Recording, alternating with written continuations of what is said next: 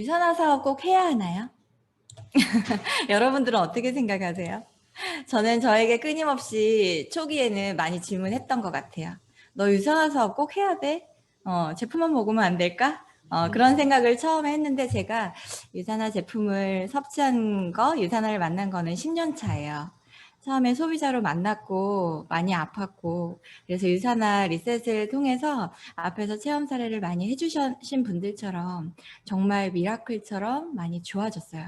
저도 허리 통증도 심했고 골반도 많이 빠졌었고 그리고 몸무게가 39kg까지 빠졌다가 막 63kg까지 찌는 그 시간을 1년 반이라는 짧은 시간 안에 경험해야 했기 때문에 그것들을 회복하는 그 도구로 유산화 리셋이 저에게 정말 선물과도 같이 10년 전에 다가왔어요. 그런데 이렇게 시간이 지나서 보니까 제가 그때 조금 더 이 유산화를 꼭 해야 되는 이유를 찾았다면 지금 아마 밀리언 달러 멤버가 되어 있지 않을까 싶어요. 그래서 저는 요즘에 만나는 분들한테 이런 질문을 많이 받아요. 유산화 사업 그거 꼭 해야 되나? 친한 분들은 그렇게 얘기해요. 지금 나 신랑도 잘 벌고 있고 지금 나 직장에 나가서 월급도 잘 벌고 있는데 굳이 그 남들이 다단계라고 얘기하는 그 일을 꼭 해야 돼? 라고 물었을 때 그분들에게 이야기해주고 싶은 내용을 여기에 담아봤어요. 그래서 우리 같이 지금 이미 비즈니스를 시작하는 분들이 듣고 계실 거고 만약에 유튜브에 올라간다면 처음에 이 사업을 제안받고 나서 이 영상을 보시는 분들도 아마 있을 거라고 생각해요. 그러면 한번 이거는 누군가가 설득하고 이렇게 강요해서 할 수 있는 사업이 아니고 스스로에게 이 일이 꼭 필요한지 한번 생각해보는 시간이 되었으면 좋겠습니다. 유산화 사업 꼭 해야 하나요? 라는 질문에 누군가는 예스이고 누군가는 노일 거예요. 그런데 저는 이 비즈니스를 얼마 전에 소비자에서 사업자로 마음을 바꾸면서 당연히 예스가 됐겠죠. 그러면 저는 저희 가족들과 제가 사랑하는 모든 사람들하고 왜 이 일을 하고 있는지 한번 이야기를 나눠볼게요. 질문이 오늘 강의에서는 몇 가지가 있는데요. 첫 번째 질문은 지금 하고 계신 일을 언제까지 할 수 있나요?예요. 지금 유산화 사업을 전업으로 하시는 분들도 있지만 또 제안을 받으셨거나 이제 이 일을 막 시작하는 분들은 아마 부업으로 하실 수도 있고요. 또 남편만 직장을 가지고 주부로 이 일을 아마 제안을 받으신 분들도 계실 거예요. 그러면 남편의 지금 하고 있는 그 일이 언제까지 할 수 있을까요? 그리고 지금 일을 하고 계신다면 그 일은 언제까지 할 수 있나요? 이거에 대한 질문에 대한 대답을, 그러니까 생각을 한번 해보셨으면 좋겠어요. 제가 그렇게 오랜 동안 유산화 제품을 먹다가 이 사업을 정말 제안해 주신 대로 해봐야겠다라고 생각을 했을 때쯤에는 제가 많이 아팠었다고 했잖아요. 그러니까 외벌이로 남편이 혼자 직장을 가지고 있었을 때 남편이 잠깐 직장을 그만둬야 되는 상황이 왔었어요. 그 상황에서 나는 일을 할 수 없는데 남편도 직장을 놓게 되면 우리는 어떻게 살아가야 되지? 물론 나에게 자산이 있고 어떤 현금적으로 흐름이 계속 나한테 들어오는 금액이 있다라고 하면 별 큰 문제가 없었겠죠. 그런데 당장 그 월급이 끊어지면 관리비나 그 외에 고정 지출이라는 게 있잖아요. 그런 비용들이 당장 너무 걱정되는 거예요. 그래서 내가 뭔가 남편이 다시 일을 하게 됐죠. 일을 하고 있을 때 그리고 내가 건강해서 병원에 일을 다시 하게 됐을 때도 우리가 수입이 있을 때 뭔가 꾸준하게 들어오는 권리소득 이런 자산을 만드는 일을 해봐야 되겠다라고 조금 진지하게 생각해 봤어요. 일을 하고 계신 분들이라면 아마 일을 그만두는 시기가 올 거예요. 그런데 그 통계청에서 2019년도에 이거를 검사했을 때 희망퇴직 연령은 한번 보니까 64.9세, 한 65세 정도로 원해요. 퇴직을. 그런데 평균적으로 퇴직을 하고 있는 실제 연령은 49세래요. 너무 이르지 않나요? 이렇게 숫자판을 한번 봐주시겠어요? 여러분 여기에서 여러분에게 해당되는 나이가 어디쯤이세요? 저는 여기 33살이면 좋겠지만 이렇게 43살이에요. 지금 43살인데 제가 유산화를 만나서 43살부터 지금 병원에서 원장님께서 저를 언제까지 고용해 주실지 모르겠어요. 그렇지만 제가 한 50세까지 일을 만약에 한다고 보면 그 이후에 51세부터 100세 시대, 지금은 140세 세대까지 이야기를 하고 있는데 그때까지 우리는 어떤 돈으로, 어떻게 준비된 돈으로 과연 살아가야 될지 굉장히 그 뒤에 시간이 길어지는 거예요. 노후를 준비하고 아마 계신 분들이 많으실 거예요. 그러니까 은퇴하고 나서 지금의 일을 그만두고 나서 우리가 얼만큼의 금액이 필요할까요? 매달?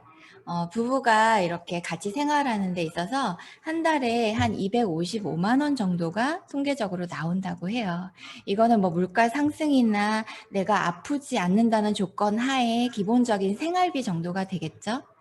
이 금액이 1년 정도면 한 3,006만 원? 그리고 한 50년? 이렇게 50년을 살아가는데 총 필요한 게 한 15억 정도 필요하다고 해요. 그거는 정말 우리가 안 아팠을 때, 중대 질병이 오지 않고, 자녀들에게도 주지 않고, 내가 여유롭게 여행 다니지 않고, 그냥 살아갈 수 있는 금액이 15억 정도 필요하다고 하네요. 파산자 4명 중에 1명은 노인이라고 하는데요. 우리나라가 1위를 굉장히 많이 하고 있지만 또 고령화 속도도 세계 1위예요. 일본보다 굉장히 빨라지고 있다고 하고요. 노인 빈곤율도 세계 1위입니다. 그리고 노인의 비율도 2위이긴 하지만 1위는 이제 일본인데요. 이렇게 갈수록 빨라지는 노령화, 우리가 노인화가 됐을 때, 우리가 나이가 들었을 때, 우리는 과연 어떻게 살아갈까 한번 고민해 보지 않을 수 없겠죠. 그리고 한 가지 질문을 더 드리고 싶은데요. 지금의 건강함은 언제까지 지속할 수 있나요? 라는 질문이에요. 오늘 제 질문은 여기까지입니다. 이렇게 두 가지만 질문 드릴 건데요. 지금 건강하시죠? 유산화 제품을 섭취하시고 또 리셋을 하시고 헬스백을 다 잘 드시는 분들은 아마 지금 건강하신 분들이 많으실 거예요. 그리고 건강하지 않다라고 해도 유산화를 만났으니까 또 앞으로 더 건강해지실 거란 말이에요.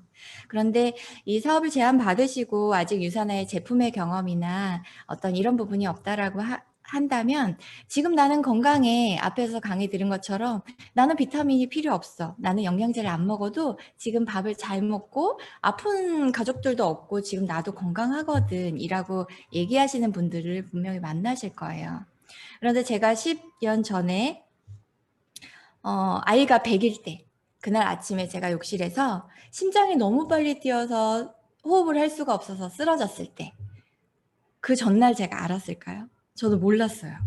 그 전날 전조 증상이 전혀 없었고 그 다음날 호흡을 할 수 없어서 병원에 가서 그 진단을 받기까지 그 전날까지 저는 건강한 사람이었단 말이에요. 1년 반 동안 아이를 케어할 수 없을 거라고 상상하지 못했고요. 모유 수유를 끊어야 될지도 상상하지 못했고 먹으면 계속 토해야 되는 그 상황이 올지 그 전날 몰랐어요. 그래서 우리는 건강하다라고 하지만 건강을 잃을 수 있다는 거를 누구나 좀 생각을 하고 살아야 될 것 같아요. 그래서 건강함을 챙기면서 또 권리소득을 만들 수 있는 이 일이 저에게는 굉장히 귀하고 많은 사람들하고 꼭 하고 싶은 일이기도 합니다. 이렇게 사람들이 요즘에 코로나 굉장히 이슈가 된 지 오래됐죠. 이제는 많이 지쳤어요. 그런데 사람들이 코로나 이후에는 코로나가 안 올까요? 코로나 비슷한 것들이 계속 오겠죠. 예전부터도 왔었고 앞으로 그 주기가 굉장히 짧아진다고 해요. 그래서 사람들은 예전에 비해서 건강 관련 지출 비용이 굉장히 많이 커지고 있는 상황이에요.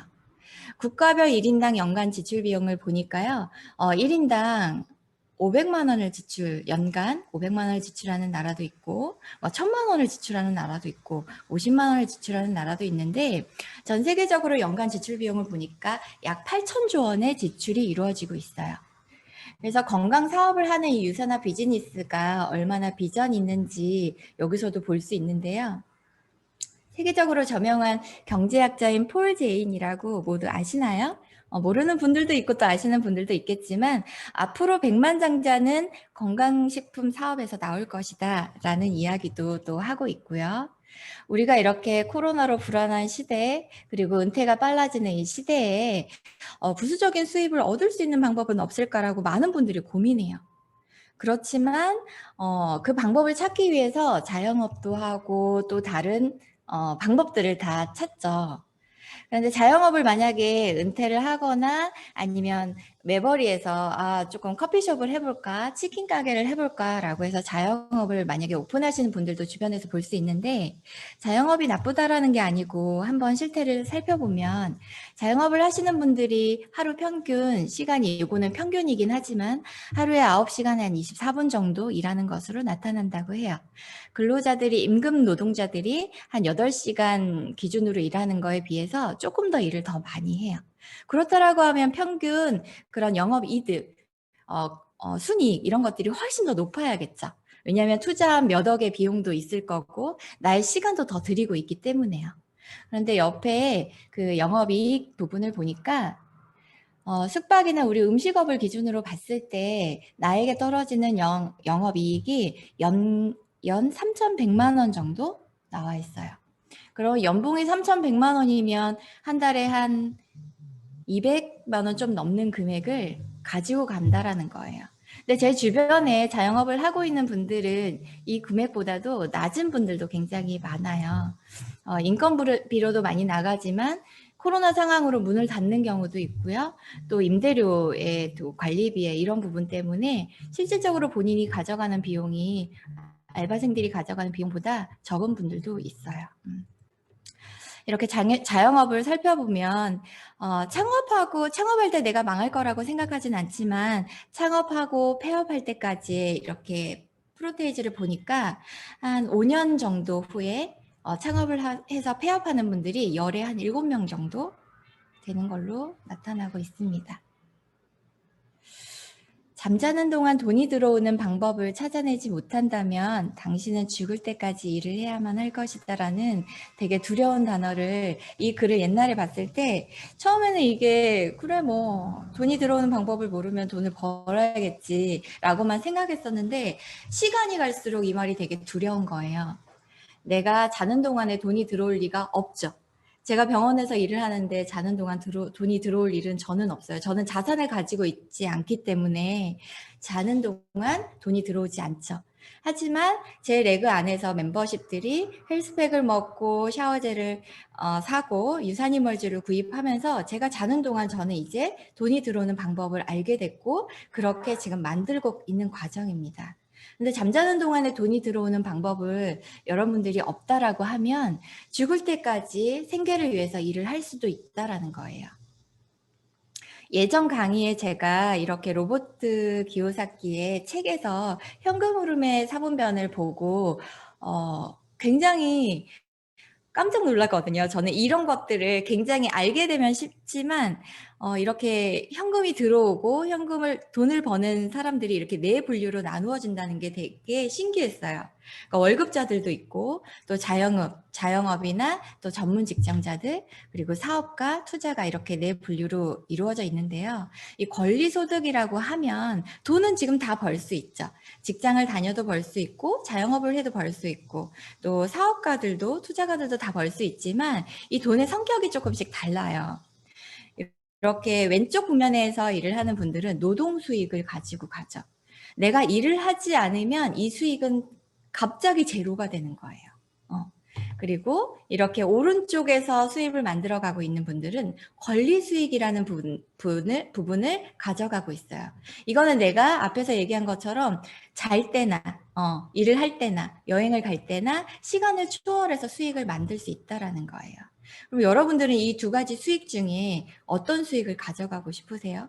저는 부업자로서 노동 수익도 가져가고 있지만 이 노동 수입이 있는 동안 권리 수익을 만들어가는 일을 하고 있거든요. 주변에서는 유산화 사업을 네트워크 마케팅 사업이라고 해서 다단계라고 이야기하시는 분들도 간혹 많나요. 예전에 비해서 그렇게 얘기하시는 분들이 많이 줄긴 했지만 아직도 그런 생각을 하고 계신 분들도 있거든요. 괜찮아요. 근데 저도 어릴 때 제 주변에서 애사를 하는, 그때 제가 20살 때 지인분이 결혼을 하신 이제 오빠였는데 동네 나중에 알게 됐어요. 그분의 차에 트렁크에 그 많은 제품을 가지고 카드로 돌려막기를 하면서 또 그 큰 창고를 하나 사서 거기에다 제품이 이제 쌓여갈 정도로 많이 사재기를 하고 있었던 걸 나중에 그 와이프분이 알게 됐고, 그런 것들로 인해서 굉장히 힘든 상황이 만들어지는 걸 어렴풋이 20대 때 제가 들었어요. 저도 선입견이 있었겠죠. 아, 네트워크 마케팅을 그때 단어는 모르지만 다단계를 하면 저렇게 망하는구나. 처음에는 그냥 돈 벌 것처럼 하더니 돈을 못 벌고 제품을 계속 사야 되는 거구나. 주변 사람들에게 피해를 주고 가족들을 힘들게 하는 일이구나. 막연하게 이렇게 선입견이라는 게 저에게도 자리 잡고 있었거든요. 하지만 제가 이 제품을 경험하고 지금의 저의 스폰서님에게서 이 사업에 대한 이야기를 들었을 때, 제가, 그래, 이거야. 라고 하지는 그런 생각은 없었지만, 무조건 싫다라는 생각도 안 했던 것 같아요. 제가 제일 잘한 거는 그 당시에 그 선입견이 있었음에도 불구하고 들어보려고 했고, 나에게 어떤 방향을 제안해 줄 수 있나라는 마음을 조금 이렇게 열고 들었던 게 너무너무 잘한 것 같아요. 그래서 지금의 제가 있는 거고요. 주변의 분들은 다단계라고 옛날에 선입견에 그런 옥장판 팔거나 사람들을 감금시켜서 하는 그때 그 일을 아직도 떠올리며 반대하는 분들이 대부분일 수 있지만, 정말 잘 나가시고 부자인 분들은 어떻게 이야기를 하냐면, 빌 게이츠 여러분 아시죠? 내가 만약 소프트웨어 사업을 하지 않았다면 네트워크 마케팅 사업을 했다라고 이야기하고요. 엘빈 토플러도 21세기는 프로슈머, 우리 같은 소비자 사업자죠. 프로슈머로 새로운 부가 창출된다라고 해요. 그리고 앞서서 이야기한 부자 아빠 가난한 아빠의 그 로버트 기요사키, 그분도 평범한 사람이 부자가 될 수 있는 가장 현실적인 방법은 사실 네트워크 마케팅 사업이다라고 이야기를 해주고 있습니다. 그래서 이렇게 선택하신 분들이 여기에 계실 텐데요. 네트워크 마케팅, 오늘 이 강의는 제안을 받으셔서 아직 시작을 안 하신 분들도 보실 거라고 믿고 있기 때문에, 네트워크 마케팅 사업이 뭐지? 라고 아마 찾아보신 분들도 있지만 막연하게 생각하시는 분들도 있을 거예요. 이렇게 검색창에 네트워크 마케팅이라고 검색을 하면 뭐라고 나오냐면, 소비자를 판매자로 삼아 구축한 구불망 조직을 활용해서 상품을 판매하는 마케팅 방법이라고 나오고요. 점포가 없는 상태에서 중간 유통 단계, 즉 관리비나 광고비 따위의 여러 비용을 없애서 저렴한 가격으로 소비자에게 제품이 유통되게 하고 그 수익의 일부분을 소비자인 우리에게 돌려주는 체계가 네트워크 마케팅이에요. 굉장히 좋죠. 굉장히 좋은 유통 방식이거든요. 그것들이 처음에 법이 제정되지 않았을 때 들어온 그런 회사들이 이것들을 선입견을 만들어갔기 때문에 그렇고요. 원래는 이 마케팅 방법이 굉장히 소비자에게 캐시백을 돌려주는 좋은 마케팅 방법이라는 거예요. 이 일은 일단 회원가입을 하고 제품을 경험한 다음에 정보를 공유하는 굉장히 심플한 일이에요. 내가 유산화의 제품을 헬스백을 먹어보고 그 경험치를 누군가에게 공유를 해요. 그러면 나에게 캐시백이 되는 거 굉장히 쉽죠. 우리는 커피숍을 가거나 식당을 가거나 음식이 맛있거나 그 커피숍이 너무 예뻐. 그러면 사진도 찍고 글도 인스타에 공유를 해요. 그런데 그 카페나 식당에서는 우리에게 100원도 주진 않아요. 그래도 우리는 열심히 그렇게 정보를 공유하는 시대에 살고 있거든요. 그런데 이렇게 정보를 공유하는 것만으로도 내 비즈니스가 된다라고 하면 굉장히 쉽겠죠. 나랑 내 가족들이 사용할 제품만 브랜드 체인지를 하는 건데요. 유산화 제품은 앞에서 설명드린 것처럼 이렇게 건강을 챙길 수 있는 영양제와 또 날씬하고 또 건강해질 수 있는 이런 리셋 프로그램 다이어트와, 그리고 이게 피부 건강을 위해서 바르는 비타민인 화장품이 있는데요. 이렇게 네트워크 마케팅 유산화 사업을 꼭 해야 돼요? 라는 질문에 저는 예스거든요. 그래서 많은 분들한테 이 일을 같이 하자라고 제안을 하는데, 네트워크 마케팅이라고 해서 다 좋은 회사일까요? 선택하는 기준이 생각보다 사람들이 없어요. 이야기를 하다 보면, 그래. 그러면 먼저 시작하면 좋은 거 아니야? 이제 시작한 회사랑 하면 좋은 거 아니야? 라고 하지만 정말 네트워크 마케팅을 선택할 때 꼭 유사나가 아니어도 정말 잘 알아봐야 하는 것들이 있는데요. 제가 이렇게 조금 조그맣게 다 적었지만 그냥 서술형으로 제가 좀 적어봤어요. 읽어드릴게요. 직접 판매 공제 조합에 등록이 되어 있는지, 이거 의외로 저는 잘 모르고 시작했거든요.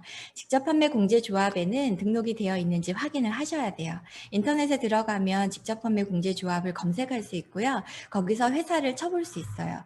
우리나라에는 한 3천여 개 정도의 회사가 있고요. 50개 정도의 기업만 등록이 되어 있는데, 이 이야기는 뭐냐면 회사에 대한 담보를 가지고 소비자와 사업자를 보호하는 제도예요. 보험 같은 거거든요. 우리가 아플 때 보험을 들어놓으면 보상을 받죠. 그것처럼 회사에서 그 국가 차원에서 회사에 그런 어떤 보증, 담보를 금액적으로 가지고 있고 소비자나 사업자가 어떤 보상을 받아야 되는 상황에서는 국가에서 미리 예치해둔 금액으로 보상을 해준다라는 거예요. 그래서 이 네트워크 마케팅 사업은 더더군다나 나의 사랑하는 사람들과 또 가족들과 내가 좋아하는 분들에게 이렇게 손을 내밀고 하는 일들이기 때문에 그냥 나에게 이득된다고만 그 일을 덥석 시작하면 안 된다라는 거예요. 이제 회사가 시작됐으니까 깃발을 빨리 꽂아야 돼, 먼저 해야지 돈을 벌 수 있어라고 했을 때 그거를 그냥 선택해버리면 안 되는 이유는 내 지인들과 같이 할 일이기 때문에 그래요. 혼자만 해서 혼자만 망하고 잘못된다라고 하면 혼자 선택해서 하면 돼요. 하지만 이거는 나의 멤버십을 만들고 그 안에 내가 좋아하는 사람, 사랑하는 사람, 가족들이 다 들어오기 때문에 이 일은 꼭 제대로 알아보고 직접 판매 공제 조합을 꼭 확인하셔야 된다라는 거. 그리고 회사의 안정성은 너무너무 중요하죠. 회사가 없어지면 우리가 만들어진 멤버십이 한순간에 없어져요. 소용 없어진다는 거예요. 그래서 섣불리 결정하지 말고 회사의 안정성을 검토해야 되는데 저처럼 아주 평범한 사람들은 그거를 검토하기가 어렵죠. 그래서 주식에 상장되어 있는지 상장할 때 거기서 이미 다 검토를 하거든요. 유산화는 상장되어 있고요. 무부채 회사로서 굉장히 튼튼하게 상장이 되어 있습니다. 그리고 제품을 선택할 때 요즘에는 대부분의 네트워크 마케팅 회사들이 그런 소비재로 많이 하고 있는데 예전에 옥장판, 뭐 이런 정수기 이런 것들은 턴 주기가 너무 길기 때문에 빨리빨리 써서 없어지는 이런 소비재, 영양제, 화장품, 샴푸하고 샤워젤하고 세수하고 로션 바르고 우리 영양제 먹고 매일매일 쓰고 바르고 하는 것들이잖아요. 그런 소비재를 아이템으로 하고 있는지 그리고 가장 중요한 거는 퀄리티가 정말 다른 제품들과 비교할 수 없는지. 왜냐하면 최고의 제품이 아니라면 우리가 입소문을 통해서 누군가에게 이 제품을 전달했을 때 그 제품을 먹고 좋아야지 다시 재구매가 이루어져요. 좋아야지 주변에 소개할 수 있어요. 그런데 제품을 먹어봤더니 최고라고 해서 먹어봤어. 근데 별로야. 그러면 소개가 이루어지지도 않을 뿐더러 거기서 끝나는 거예요. 소비자의 연결이 계속 이루어지지 않죠. 그럼 사업 진행이 너무 어려워요. 그래서 이 아이템 부분도 꼭 점검을 하셔야 되고요. 오늘 제가 풀지 못한 유산화의 굉장히 멋진 보상 플랜은 무엇보다 중요해요. 공정한지 정말 오래된 사람들만 돈을 버는 제도는 아닌지 지금 시작하는 거 계속 비전이 있다 그러고 돈 벌 수 있다라고 얘기하지만 사실은 보상 플랜을 보면 다 알거든요. 그런 말에 그냥 이렇게 시작하지 마시고 꼼꼼하게 따져보고 지금 시작해도 내가 먼저 시작한 사람들보다 더 돈을 많이 벌 수 있는지 그리고 사재기를 정말 방지할 수 있는 플랜 자체로 만들어져 있는지 어떤 회사든 사재기를 하라는 회사는 없어요. 그런데 보상 플랜 자체가 사재기를 할 수밖에 없는 그러니까 마감을 한다던가 이번 달에 쌓은 그 점수가 남은 점수가 다음 달에 사라진다거나 아니면 지금 시작했는데 3%만 주고 올해가 되거나 많이 사면 막 21%를 주고 이렇게 차등을 두거나 하면 사람 심리상 회사에서 사재기 해라고 하지 않지만 그 부분을 사서 나중에 팔면 되지라고 사재기를 해요. 그래서 그 보상 플랜 자체가 그 남은 점수에 대해서 2월을 충분하게 평생 시켜주는지 그런 부분도 공정하게 봐야 됩니다. 그리고 여기 굉장히 제가 어젯밤에 생각하면서 구구절절 다 적어놨는데 여러분들 배고프시죠? 그리고 또 있어요. 글로벌 비즈니스가 가능한지. 대부분은 미국에서 들어온 회사라고 해서 글로벌 비즈니스가 가능하다라고 이야기하지만 이거는 원코드가 아니면 내가 우리나라에서 아이디를 만들어서 사업을 하다가 해외에 나가게 돼서 내가 이민을 가거나 그쪽에서 이제 사업을 하려고 할 때 아이디를 다시 만들어야 돼요. 이게 왜 중요하냐면 나는 나로부터 시작한 이런 레그들이 만들어지고 멤버십이 만들어져서 수익을 만들어야 되는데 이 멤버십을 다시 만들어야 되는 거예요. 미국에 나가면. 다시 아이디를 발급받아서. 근데 유산화는 원코드로 진행되기 때문에 24개국 어디든 나가서 그 어디든 소비자가 있든 파트너가 있든 다 내 하부 라인으로 멤버십을 만들어서 그 모든 포인트를 내가 공유받고 캐시백을 받을 수 있어요. 그리고 중요한 수입의 한계가 있는지 어느 적정 한계가 있어서 내가 더 이상 벌 수 있는 돈에 한계가 있는지도 좀 알아봤으면 좋겠고요. 수입이 많아질수록 수입이 많다고 하지만 나가는 지출이 많으면 어떨까요? 직급이 높아질수록 내가 20만 원, 30만 원 벌 때랑 1000만 원, 2000만 원 벌 때랑 지출 비용이 달라. 나는 한 달에 100만 원을 버는데 지출 비용이 40만 원이야. 그런데 여기 임행자 스폰서님이 매달 4천만 원을 버시는데 3천만 원이 지출이 돼. 그러면 메리트가 있을까요? 그러니까 수입이 많아져도 내가 나가는 지출 비용이 유산하는 동일합니다. 100만 원을 벌든 1000만 원을 벌든 5천만 원을 벌든 한 달에 그렇게 들어오는 수입이 많아져도 매달 내가 먹고 쓰고 영양제 먹고 화장품 바르고 하는 거는 같아요. 20만 원, 40만 원 선택할 수 있는데 같고요. 또 이 일이 잘못 생각하면 많이 팔아야 되고 나의 지인들을 많이 등록시켜야 되고 이렇게 생각할 수 있거든요. 근데 유산화의 보상 구조 자체가 많이 팔거나 많이 등록하거나 이거보다는 내가 좋은 인재들과 연결해서 이 회사를 그분들을 교육하고 후원하면서 그분들도 또 사업을 할 수 있도록 펼칠 수 있도록 수입을 만들어 갈 수 있도록 교육하는 사업이거든요.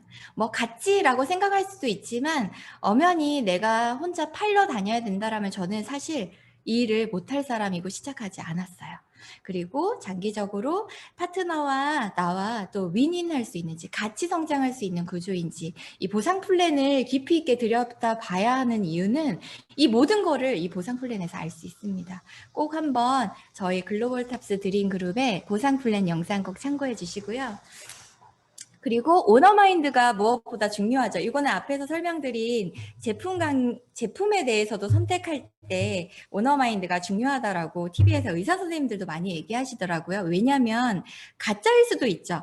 오너마인드, 회사의 가치, 가짜일 수도 있어요. 그런데 요즘에 오뚜기가 왜 각광받죠? 가뚜기라고 하죠. 회사의 어떤 가치, 추구하는 방향, 오너의 마인드, 그런 것들이 어디로 흘러나오냐면 제품으로 흘러나오기도 하고요. 회사의 이런 일하는 사람들에게도 흘러나가기도 해요. 우리는 어떻죠? 마이런 헨츠 박사님께서의 그냥 사람들이 건강했으면 좋겠고 또 경제적인 부를 많이 가져갔으면 좋겠고 그런 비전을 가지고 있는 오너 마인드에서 어떤 게 만들어지냐면 인셀리전스 앞에서 설명 들었을 거예요. 기타 다른 영양제처럼 그냥 만들어서 팔아도 소비자들은 사실은 조금 모를 수 있거든요. 그런데 그걸 넘어서서 정말 사람들이 건강할 수 있는 방법은 없을까라고 많은 연구비를 투자해서 만든 게 인셀리전스 기술이에요. 그거는 일반 영양제와 비타민보다 10년을 앞서간다고 자부하거든요. 그렇게 만들어질 때 돈이 안 들어갈까요? 어마어마한 투자 비용이 들어갈 거예요. 그럼에도 불구하고 사람들을 건강하게 만들고 싶은 그 마인드에서 출발해서 멋진 제품이 나오고 서플리먼트에서도 20년간 그렇게 금메달을 받고 1위를 할 수 있다라는 거예요. 그 오너마인드와 회사 가치는 가짜도 많다라고 생각해요. 누군가 저에게 묻더라고요. 그거 말뿐이면 어떡해? 말뿐일 수도 있잖아. 라고 이야기했을 때 제가 잠깐 그런 생각을 해봤어요. 제품과 이런 보상으로 흘러내려온다. 그 중에 진짜를 알 수 있는 방법은 그 마인드에 맞는 제품 투자와 꾸준함과 지속적인 마인드, 그 마인드가 반영된 보상 플랜, 보이지 않는 곳에서의 정직함은 객관적인 인증으로 알 수 있어요. 유산화 제품은 굉장히 객관적인 인증이 넘쳐나는 이유가 이 오너 마인드 때문이라고 저는 자부하거든요. 그리고 또 하나 중요하게 생각할 것은 자체 생산 시스템이에요. 이 자체 생산 시스템을 하는 것도 중요하지만 그 자체 생산 시스템이 퀄리티가 더 중요하거든요. 우선적으로 그 자체 생산을 하는 것도 중요하지만 그 자체 생산이 어떤 시스템으로 돌아가고 있는지, 어떤 인증을 받고 있는지, 얼마나 까다롭게 만들고 있는지, 유산화는 거기에 모두 부합한 이 여섯 가지에 부합한 그런 보상과 회사와 제품을 모두 가지고 있으니까 꼭 알아보시고 하셨으면 좋겠고요. 이제 마무리를 이렇게 할 거예요. 사업 설명을. 일단 제가 유산화 사업을 처음 제목은 내가 왜 유산화 사업을 가족들과 꼭 하고 싶을까 였는데요. 저는 사랑하는 가족들에게도 이 비즈니스를 꼭 함께 하자라고 합니다. 왜냐하면 이 일을 장기적으로 봤을 때 물론 매주 들어오는 주급의 그런 자산 권리소득도 너무너무 좋아요. 그 소득이 있어야 내가 하고 싶은 일, 또 베풀고 싶은 일, 그런 것들을 할 수 있죠. 그런데 1번에 성장이라고 적은 이유는 제가 예전에 제가 아니라는 거예요. 예전에 저는 27번이었거든요. 초등학교 때. 27일이 싫었고 26일이 싫었고 28일이 싫었어요. 왜일까요? 선생님이 그 날짜에 해당되는 아이를 발표를 자꾸만 시켰어요. 그만큼 저는 막 심장이 튀어나올 정도로 그렇게 발표도 못하고 27번인데 28일이면 또 긴장돼요. 오늘 27일이니까 그 뒤에 28번 이렇게 시키시거든요. 그래서 항상 그렇게 발표하는 거에 남들 앞에 나서서 이야기하는 거에 주저하기에 앞서서 숨고 어떤 그런 제가 이 유산화 사업이라는 걸 하면서 많은 사람들을 만나고 그 사람들의 삶을 들여다보고 저 사람이 이렇게 안 아팠으면 좋겠다. 이런 경제적인 소득을 만들어 갔으면 좋겠다. 라고 설명하고 전달하면서 저 자체가 가장 많이 성장한 것 같아요. 저는 유산화 사업을 하면서 제가 가장 많이 얻은 게 뭐냐면 이 성장이라는 거거든요. 그리고 두 번째는 자산인데요. 여러분들 자산 있으세요? 자산이 저는 없었어요. 자산, 부채 이런 것도 그냥 큼직하게만 생각을 해봤지, 내가 자산을 가져야겠다, 건물을 가져야겠다, 그런 노동 수입이 아닌 권리 소득 이런 단어들이 다 낯설었거든요. 근데 유산화 소득은 어떤 소득인가요? 자산 소득이에요. 나의 자산을 만들어가는 그 권리 소득을 만드는 일이기 때문에 이 일은 굉장히 매력적이에요. 지금 노동 수입이 나쁘다는 건 아니에요. 그 소득을 만들어가면서 내가 그 소득이 멈췄을 때도 꾸준하게 현금이 우리 가정으로 들어올 수 있도록 그런 자산 소득을 만드는 일을 유산화를 통해서 저는 만들어가고 있거든요. 그리고 세 번째는 정말 제가 살면서 이렇게 좋은 분들하고 가까이 지낼 수 있을까 싶을 정도로 멘토와 같은 좋은 사람들이 곁에 점점 더 많아지는 거예요. 이 일을 진행하면서 누군가는 하다가 하지 않고 누군가는 하다가 꾸준히 하는 분들이 있죠. 그런데 그렇게 꾸준하게 하는 동안에 우리는 성장을 하고 그 성장하신 분들은 유산화에서 뿐만 아니고 사람의 관계에 대해서도 가정 안에서도 어떤 다른 일을 만났을 때 어떤 결정을 할 때도 굉장히 저에게는 멘토와 같은 그런 멋진 분들이 점점 더 주변에 많아지는 일이 이 사업의 제 가장 큰 가치예요. 앞에 드린 질문의 답을 여러분들이 아마 마음속으로 하셨을 수도 있고 아직 결정을 못했을 수도 있어요. 유산화 사업 꼭 해야 하나요? 저는 조금 색깔을 달리한 yes 여기에 대답이 있는데요. 지금 노라고 하시는 분들도 있겠지만 내가 어떤 선입견에 쌓여서 나의 어떤 미래에 대한 준비 이런 것들을 전혀 못하는 그런 상황이 안 되셨으면 좋겠어요. 알아보고 들어보고 내가 마음을 열어보는 데에는 돈이 들지 않거든요. 그래서 저는 젊은 세대, 20세 세대에 제가 이 일을 미리 하지 않았다는 게 굉장히 조금 후회스러운데 지나간 거는 이미 어쩔 수가 없으니까 그 20대에 제가 못한 거에 대한 후회가 어디서 오냐면 결혼하고 아이를 낳았을 때 아이와 충분한 시간을 제가 보낼 수 없다라는 거예요. 직장에 가야 되기 때문에 우는 아이를 어린이집에 보내야 되고 또 학교 갔다 저희 아이가 이제 10살인데 학교 갔다 와서도 집에서 혼자 있어야 되죠. 근데 제가 20대에 일을 했고 20대에 이제 백만장자 밀리언 달러 멤버에 들어갔다면 조금 더 여유로운 생활과 그런 것들로 아이와 함께 할 수 있는 추억을 많이 만들 수 있다라는 거. 그게 가장 아쉽거든요. 그래서 요즘엔 저는 20대 친구들, 30대 친구들에게 물론 50대, 60대 해도 너무 좋아요. 너무 비전 있고 누구나 할 수 있지만 20대 이 20살부터 할 수 있으니까 20대인 친구들한테 굉장히 많이 프로포즈 하는 편입니다. 그 친구들이 조금 더 미리 마음을 열고 이 비즈니스를 가져간다면 그 친구들이 결혼했을 때 그 가정의 환경이나 아이에게 줄 수 있는 것들이 훨씬 많아진다라는 거예요. 비록 아무도 과거로 되돌아가 새 출발을 할 수는 없어요. 제가 20대로 돌아가고 싶지만 가고 싶지 않은 못하는 것처럼. 그러나 누구나 지금 시작해서 새로운 엔딩을 만들 수 있습니다. 여러분도 그럴 수 있어요.